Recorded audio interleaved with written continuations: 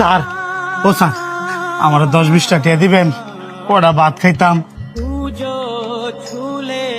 10-20 টাকা ভাত খাওয়া যায় রে? দামদামি করার আর জায়গা পাস না। তোর যে শৈল, তুই যদি পরিশ্রম করস তাহলে তো ভালো ইনকাম করতে পারবি। স্যার, আমি তো আপনার কাছে ভিক্ষা চাইতাছি না, কটা ভাত খাওয়ানোর লেগে টিয়া চাইছি।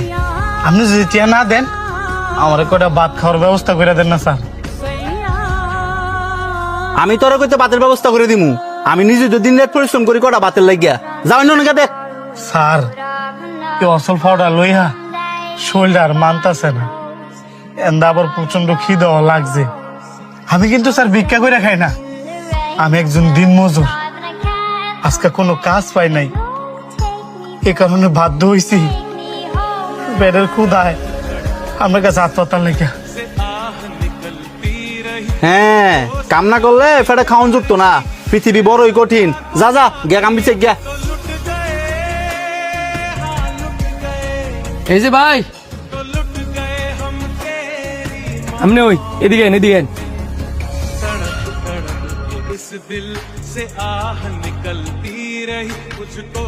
কি ভাই, আমার আপনি ডাকলেন কে লেগা? ভাতগুলা ধরেন, এই যেন পানি আছে, বসে বসে খান।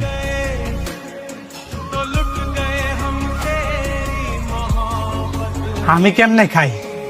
এই ভাত তো আপনি খাইতে বসেন। আমি খাইতে বসে দেখে কি হয়েছে? আমার খিদার চেয়ে আপনার খিদাটাই বেশি। ধরেন, তাড়াতাড়ি বয়ে খেয়াল।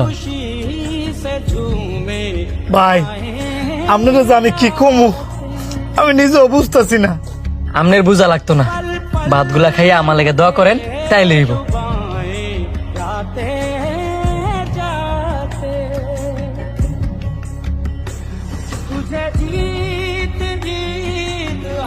হয় শান্ত, এদিকে আয়।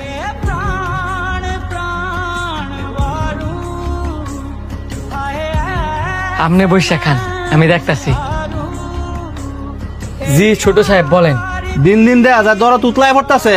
এই যে তুই তোর বাগের খাবার তারেক জন্য জ্বালাইছস, তোর লাগে কি বাড়ির ভিতরে এক্সট্রা খাবার আনতে তুইছে?